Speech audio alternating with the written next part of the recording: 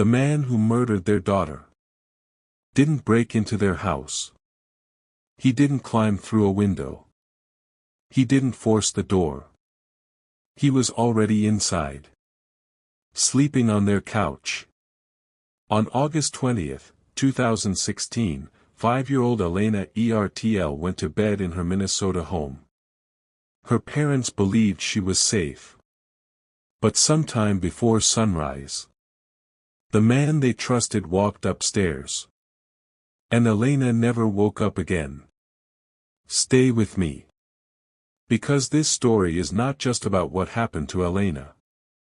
It is about everything that led up to it, everything that came after it, and everything that we as parents, neighbors, and community members need to understand about the people we choose to let in. Before we go any further, hit that subscribe button right now. Drop a like on this video so the algorithm puts this story in front of the people who need to hear it. And leave a comment below, even if it is just to say you are here. Your engagement is not just a number to me. It is how we keep stories like Alayna's alive. It is how we honor the victims. Now let's go all the way back to the beginning. To understand what happened to Alayna Ertl, you first have to understand the world she lived in. Murdock, Minnesota is a small city in Swift County with a population of just over 1,000 people. In a place that size, you do not need a last name to be recognized. Your neighbors know your face before they know your name. They know your children. They know where you work, where you worship, and what you do on a Friday night. There is no such thing as a stranger in a town of 1,000 people. Or at least, that is what everyone believed. This was the kind of community where front doors were still left unlocked. Where children were allowed to ride their bikes to the end of the street without a parent stationed at the window watching every move. Where trust was not earned through years of careful observation and cautious distance. It was extended freely, because that was simply the kind of people they were. That was simply the kind of place this was. But the summer of 2016 had already tested Murdock before Alayna's name ever entered a police report. Just months earlier, a tornado had torn through those quiet streets without warning. It ripped apart homes that had stood for decades. It flattened businesses that families had built over generations. It scattered the sense of safety that small-town life is built on across the surrounding fields. The kind of disaster that should have broken that community. But Murdock did not break. Neighbors showed up for neighbors. People who barely knew each other found themselves standing side by side, clearing debris, sharing meals, nailing down roofs in the afternoon heat. The bonds between people in that town grew stronger in the wreckage of that storm. Or at least, that is how it appeared from the outside. Because while the community was rebuilding, while people were opening their doors and their arms and their lives to one another, something else entirely was happening at the same time. A predator was moving among them. Not an outsider who had wandered in from somewhere else. Not a drifter passing through.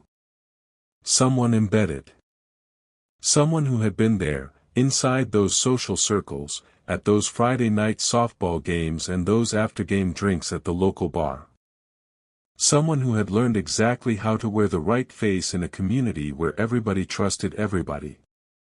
Someone who had been wearing that face for a very, very long time. Zachary Todd Anderson was 25 years old in the summer of 2016. On the surface, he was exactly the kind of person a small town produces and relies on. A working guy. A teammate. A familiar, dependable face. He held a job at the same workplace as Alayna's father. Every single Friday night without fail, he played recreational softball with a group of men from around town, including Alayna's dad. They were teammates. They were regulars. After the games, they would often head to the local bar together and just talk. About work. About nothing important and everything at once. The kind of easy, comfortable conversation that happens between people who have known each other long enough that no one needs to try anymore. Anderson had been to the Ertl home more than once. He was not someone who needed to be introduced or explained when he arrived. When he showed up, nobody thought, "Who is this?" They thought, "Hey, Zach is here." He was the coworker. The softball buddy. The friend who occasionally crashed on the couch after a long night because driving home was not a responsible option, and Alayna's parents were the kind of people who would never let a friend make that mistake. They trusted him. Completely. Naturally. Without the slightest hesitation. Because he had given them absolutely no reason not to. That trust would become the most dangerous thing in the house. The evening of August the 19th, 2016 began the way it always began. Anderson had been out drinking with Alayna's parents at the local bar. Everything about the night was familiar. The same group. The same bar stools. The same easy laughter. The same comfortable conversation. Nothing about that night gave anyone pause. Nobody walked away from it with an uneasy feeling or a quiet sense that something was off. It was just another Friday. The kind you have 100 times over without ever giving any of them a second thought. When it became clear that Anderson had had too much to drink to safely drive himself home, Alayna's parents made a decision. The responsible one. The human one. The kind of decision that anyone who genuinely cares about other people makes without even really thinking about it. Stay here tonight. Get some sleep. Head home in the morning.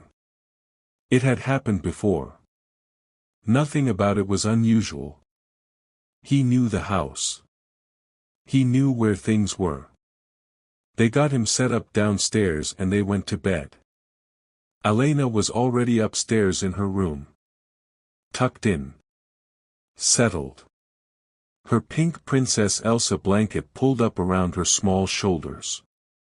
5 years old, at that age where imagination and reality are still beautifully tangled together, where the world still feels endless and safe and full of wonder.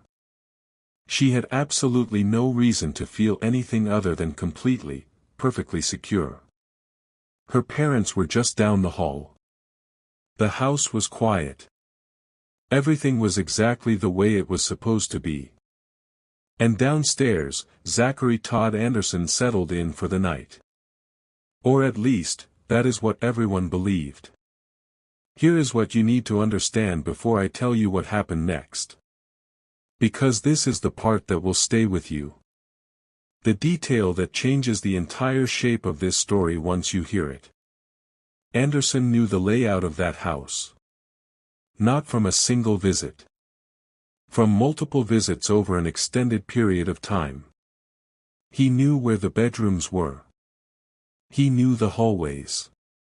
He had absorbed the rhythms of that household the way people absorb information about places they return to regularly. He had been given all of that familiarity freely, the way you give it to someone you trust. He had been handed access to the most private spaces of a family's life because he had earned the right to be there. And in the early morning hours of August the 20th, 2016, he used every piece of that access. He went upstairs. What happened in Alayna's bedroom before dawn is one of the most devastating betrayals of trust ever recorded in that community. I want to be direct with you about the facts of what occurred, because they matter. They matter for understanding what Alayna endured. They matter for understanding who Zachary Todd Anderson truly was beneath the face he showed the world. And they matter because the truth, painful as it is the only tool that has any power against people like him. While Alayna's parents slept, Anderson made his way into her room. Her bedroom. The room with her favorite things. The room that was supposed to represent the safest square footage in her entire world. He sexually assaulted 5-year-old Alayna Ertl in her own bed. She cried out. She was in pain. She was terrified. She called out for someone. For her parents, who were so close. Just down the hall. Just feet away. But Anderson could not allow her to be heard. And so he made a second choice. Deliberate. Conscious. Calculated. A choice that transformed this from an already unthinkable assault into something worse. He suffocated her. He placed his hand over her mouth and her nose and he held it there. He held it there while she struggled. While her small body fought with everything it had. While her life slipped away in a room full of her favorite things, in a house full of people who would have destroyed themselves to save her, with her parents just feet away who never heard a sound. The medical examiner would later confirm what the evidence already made clear.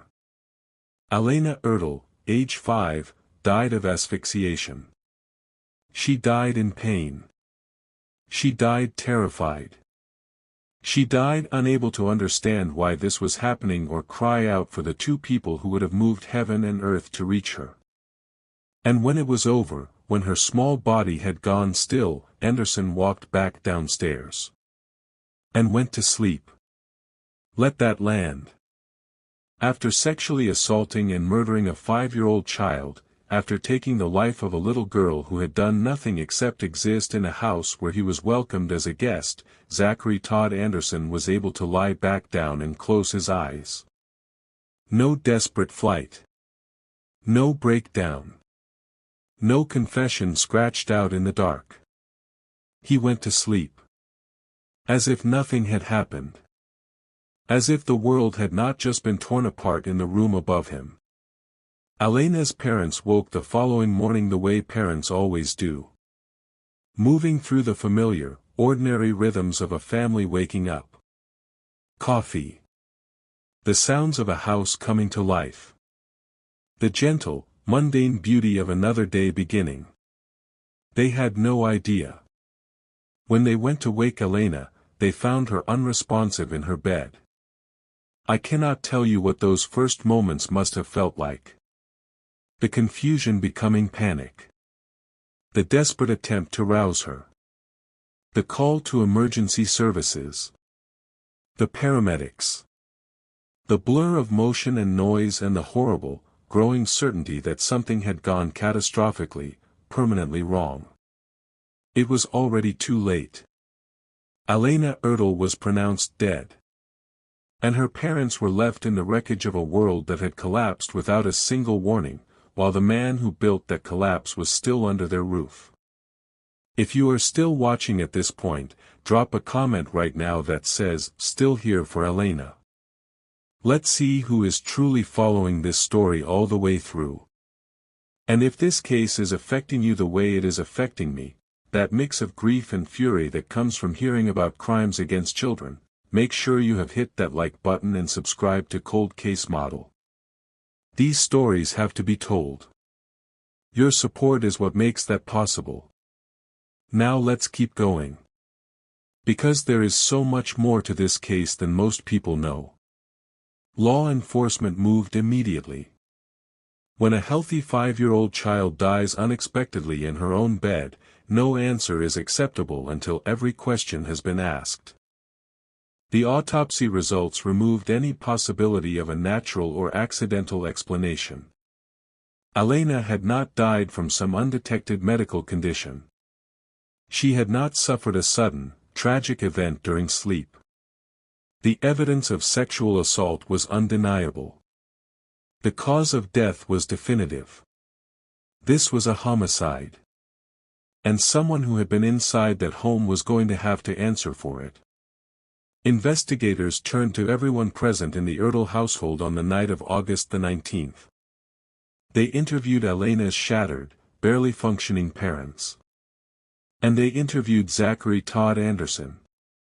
Anderson denied everything. He played his role with the same ease he had been playing it for years.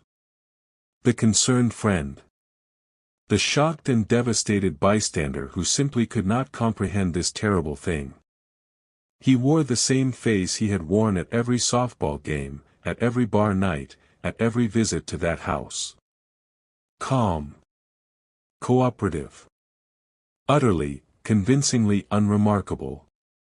But forensic evidence does not respond to the face you choose to present. Investigators had the physical evidence from Alayna's bedroom. They had the timeline of that night accounted for in detail. They had the undeniable fact that Anderson had been inside that house, had access to the upper floor, had both the opportunity and the means. As the case assembled itself around him piece by piece, his carefully constructed account began to fracture. And then it collapsed. Anderson confessed. He admitted to sexually assaulting Alayna. He admitted to placing his hand over her mouth and nose when she cried out. He admitted to holding it there until she stopped struggling.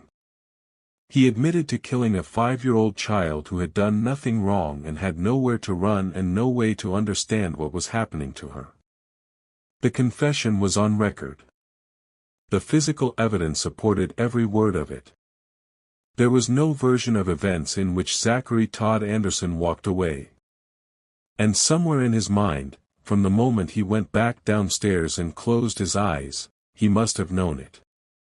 But the confession was not the most disturbing thing investigators would discover about Zachary Todd Anderson.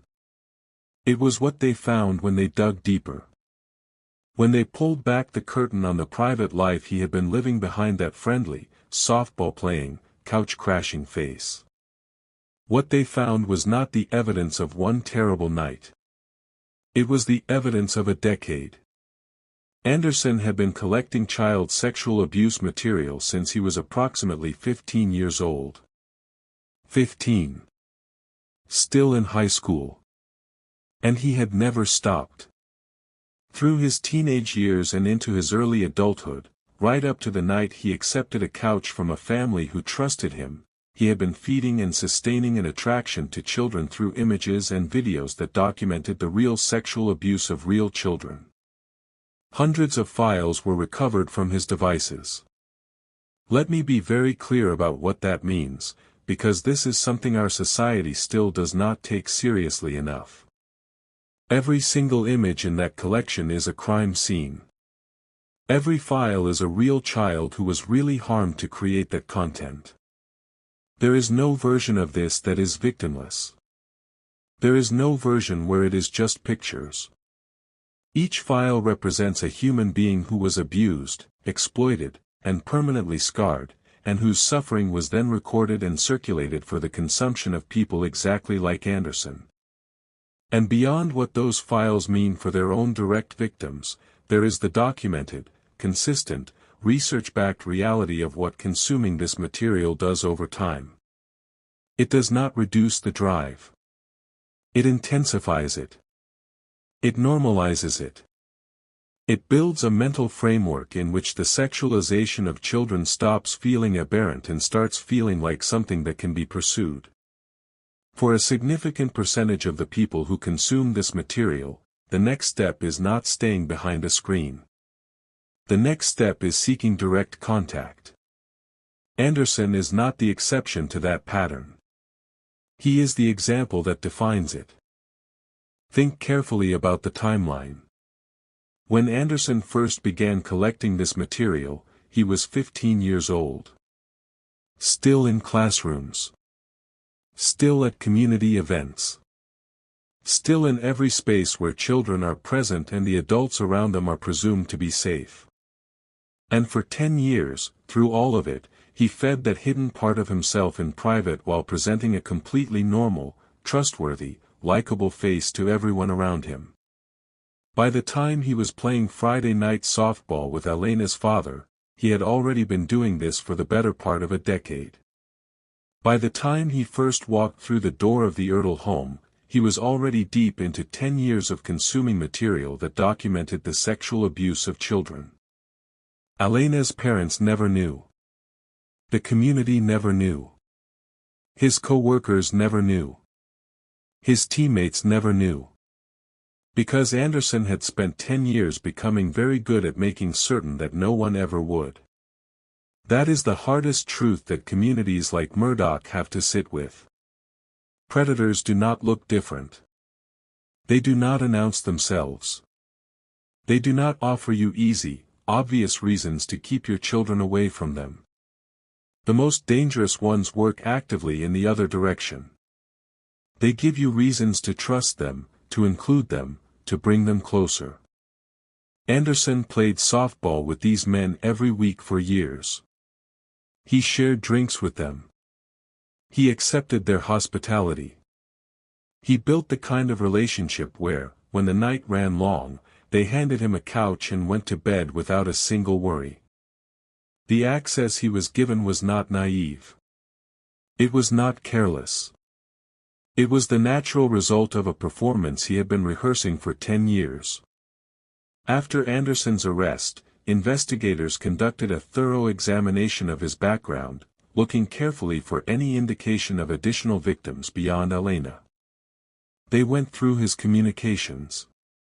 They reconstructed his movements over the years. They looked for any pattern of behavior that might have left other children hurt and silent. The investigation into his devices confirmed the full scope of his collection but did not produce prosecutable evidence of other hands-on offenses. That does not mean there were none. It means investigators could not prove it. Those are very different statements. And the gap between them is one that haunts communities long after the courtroom is empty. Because what we know about predators like Anderson is that they rarely confine themselves to a single moment. They position themselves near children. They test limits quietly, carefully, in ways that are easy to rationalize or explain away. How many parents in that town had felt some vague, unnameable discomfort at some point during an interaction between Anderson and their child, and then dismissed it? How many children experienced something they did not have the language to describe? Those questions have no clean answers. They may never have them. And that uncertainty is its own kind of wound that does not fully close. Zachary Todd Anderson was charged with first-degree murder while committing criminal sexual conduct under Minnesota law. One of the most serious charges available in the state. A charge with no comfortable middle ground, no room for negotiation, no pathway to a lesser outcome through courtroom maneuvering. Under Minnesota law, a conviction on first-degree murder carries a mandatory sentence of life in prison without the possibility of parole. Not a long sentence with a parole hearing somewhere down the road. Not a term that a good attorney or a cooperative review board can eventually soften. Life. Without any possibility of release. Period. He was also charged with multiple additional counts related to his collection of child sexual abuse material. One count for each piece of evidence recovered. Prosecutors made certain that even if some unforeseen legal complication arose with the murder charge, Anderson would still face the full weight of the law for what he had spent 10 years doing in private. Anderson's defense team had almost nothing to work with. Their client had confessed on record. The physical evidence fully corroborated that confession. The autopsy results were definitive. There was no credible alternative, no viable theory, no crack wide enough in the prosecution's case to matter. Minnesota abolished the death penalty in 1911. So execution was never on the table.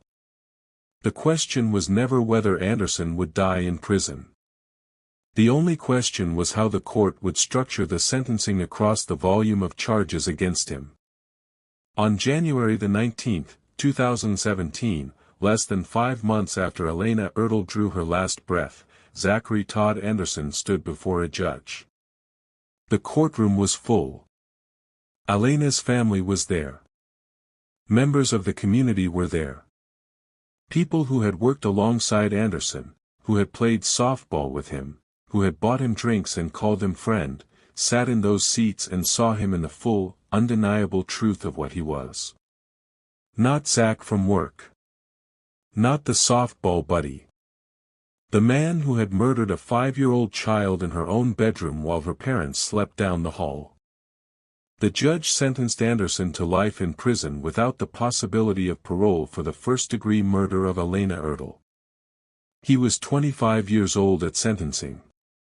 He will grow old behind those walls. He will age in a cell. He will die there. And not once, from the day of that sentence until the day of his death, will he be eligible for release. He forfeited his freedom the moment he made the choice to walk up those stairs. The moment he chose to act on urges he had been feeding for 10 years rather than make a different choice. The moment he decided that what he wanted mattered more than the life of a child who had done nothing wrong. Additional concurrent sentences were handed down for the child sexual abuse material charges. Concurrent means they run alongside the life sentence rather than extending it. But their purpose extended beyond adding days to a term that was already permanent. They ensured that the complete public record of Zachary Todd Anderson reflected the full truth of who he was. Not just a murderer. A predator who had been operating in the shadows for a decade before the night he finally acted on what he had been building toward the entire time. In his statement to the court, Anderson reportedly expressed remorse. He apologized to Alayna's family. He said he wished he could take it back. Just words. Real remorse would have looked like seeking help during 10 years of consuming this material. Real remorse would have been turning himself in the morning after. Real remorse would have been stopping himself at the bottom of those stairs. None of that happened. He confessed only when the evidence made denial impossible. He expressed regret only when he was standing in front of a judge with nowhere left to go. His apology cost him nothing. And it gave Alayna's family nothing. Because no words spoken in a courtroom give back the mornings they will never have. No words give Alayna back the 14 years she should have had by now. Alayna's parents did everything right. I want to say that clearly and without qualification, because I know what lives underneath the grief in situations like this. It is guilt. Irrational, consuming, relentless guilt. The what-ifs that appear at 3 in the morning and refuse to leave. What if they had not invited him to stay? What if they had checked on Alayna one more time before falling asleep? What if some instinct had spoken up and they had listened? But here is the truth that deserves to be spoken without any softening around the edges. Alayna's parents made the responsible choice by keeping a drunk man off the road. They trusted someone who had given them no reason to distrust him over multiple visits and months of friendship. They went to sleep the way any loving parent goes to sleep, with complete confidence that their daughter was safe in her own home. Any reasonable person given exactly the same information would have made exactly the same decisions. The only person responsible for Alayna's death is Zachary Todd Anderson. Not her parents. Not the community that welcomed him. Not the people who worked with him or played ball with him or shared a bar stool with him on a Friday night. Anderson chose to go upstairs. Anderson chose to harm Alayna. Anderson chose to silence her. Anderson chose his own desire over the life of an innocent 5-year-old child who had nowhere to run. Every piece of that blame belongs to him. In the aftermath of all of this, Alayna's family made a choice that I think speaks to a kind of strength that most of us will never fully understand. They chose not to let Alayna's story be swallowed entirely by the way it ended. They kept her present. They talked about who she actually was, not just what was done to her. Her love of Frozen. That pink Princess Elsa blanket. The way she laughed. The things she was excited about. The person she was in the 5 years she was given. Because Alayna Ertl was not just a victim. She was a daughter. She was a little girl with a whole future that was taken from her before she had any idea what that future might look like. And the people who loved her refused to allow her to be reduced to the worst thing that ever happened to her. That is an act of profound love. And it is also an act of defiance. A refusal to let Zachary Todd Anderson define what her name means. A refusal to let the violence of one night be the only legacy of a life that deserved so much more. Alayna Ertl. 5 years old. Murdock, Minnesota. August the 20th, 2016. She mattered then. She matters now.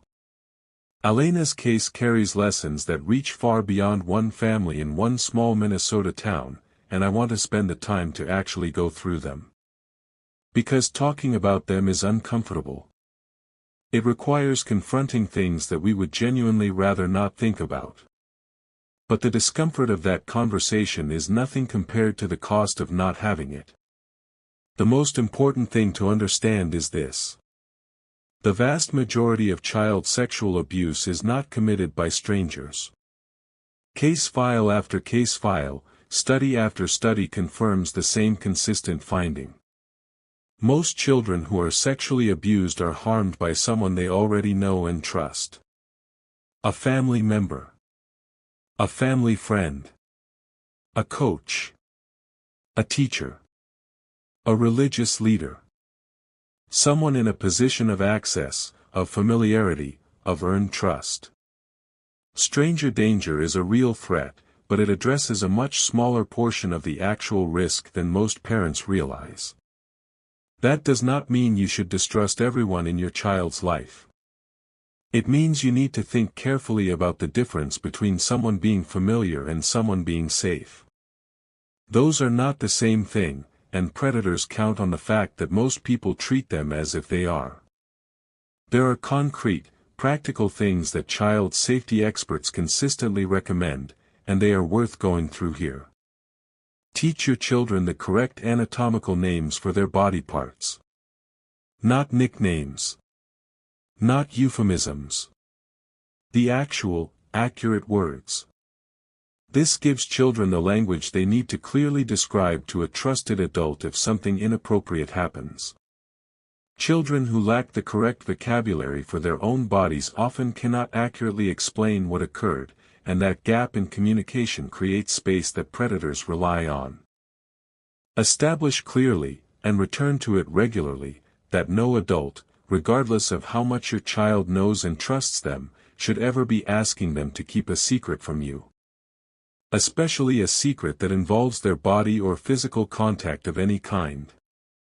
The secret between an adult and a child is one of the primary tools a predator uses to maintain access and enforce silence. Make sure your children know, from as early an age as they can understand it, that no secret they are asked to keep from you will ever get them in trouble. Pay attention to behavioral changes. Children who are being abused frequently cannot find the words to tell someone what is happening. But they communicate through their behavior. Nightmares. Regression to younger habits. Sudden unexplained fear of a person or place they were previously comfortable with. Age-inappropriate sexual language or knowledge. Withdrawal from activities they used to love. These signs alone are not proof of abuse. But they are an invitation to pay closer attention and to create safe space for your child to talk. And the hardest one. Trust your instincts. If something feels wrong about the way an adult engages with your child, take that feeling seriously. If someone seems unusually focused on spending one-on-one time with your child, if someone is consistently nudging at the edges of what is appropriate, if something simply does not sit right even though you cannot name it precisely, listen to that. It is better to ask an uncomfortable question and be wrong than to dismiss the feeling and discover later that you were right. One of the most critical shifts in how we understand cases like this one has been a growing recognition of the documented link between the consumption of child sexual abuse material and the progression to contact offenses against children. This is something that is still not taken seriously enough, and it deserves to be said plainly. For a long time, a belief circulated in some quarters that people who viewed this material were somehow categorically different from people who would physically harm a child.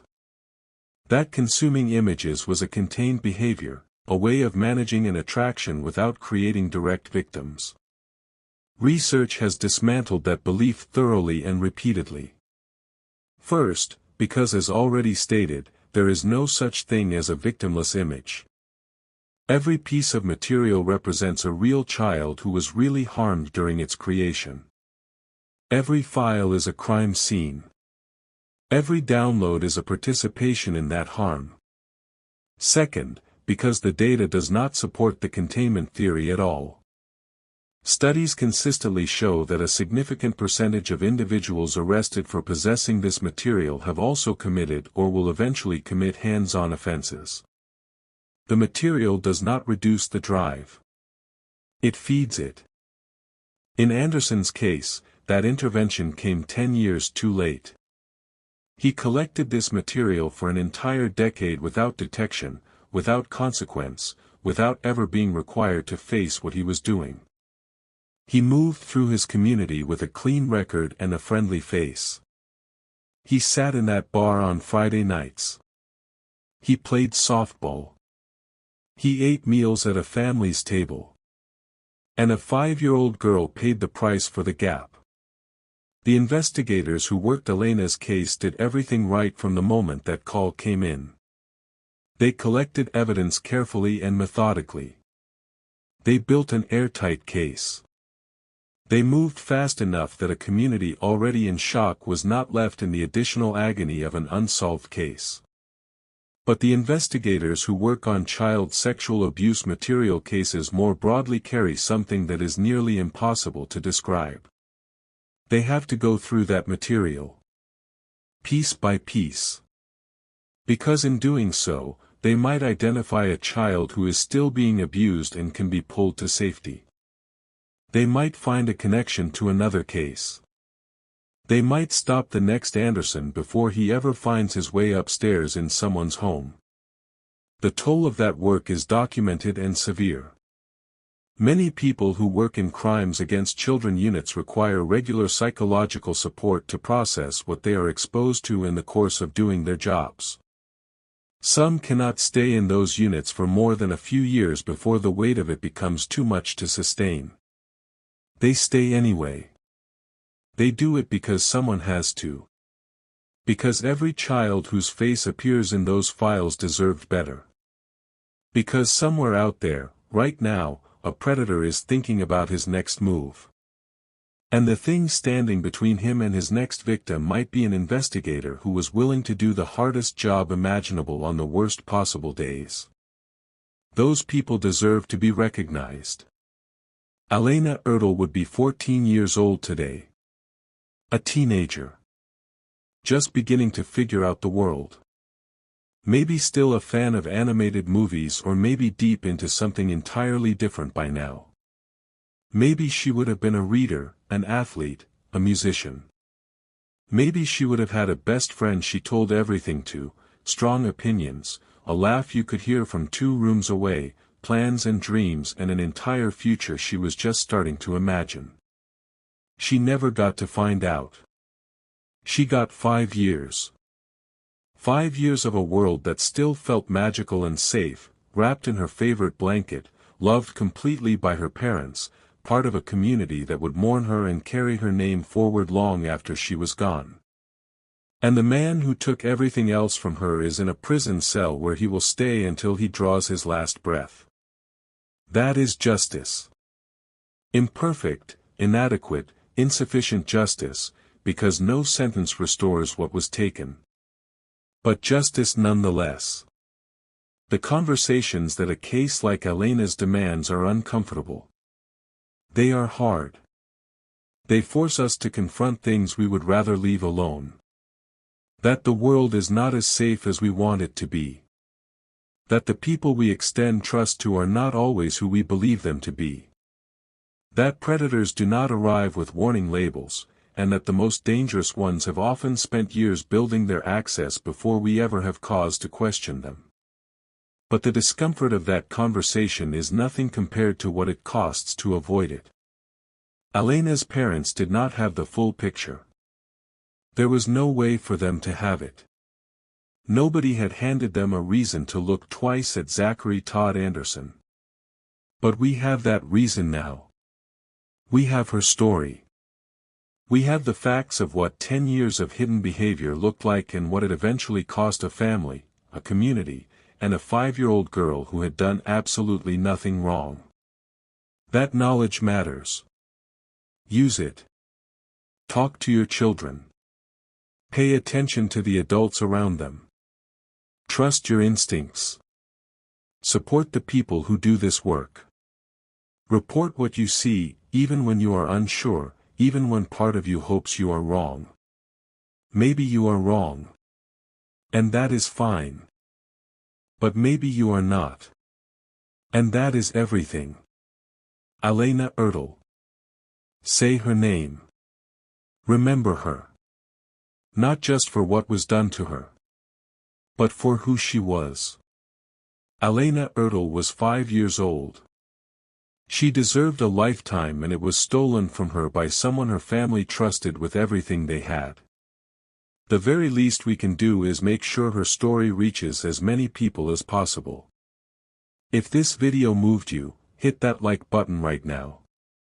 If you are new here, subscribe to Cold Case Model so you never miss a story. Share this with someone you know, because the warning signs in this case could protect a child in your world. And drop a comment below. Tell me how this hit you. Tell me what justice means to you for a family that will carry this loss for the rest of their lives. We tell these stories because they matter. We say these names because they deserve to be heard. Until next time, stay vigilant, stay informed, and never stop fighting for the ones who cannot fight for themselves.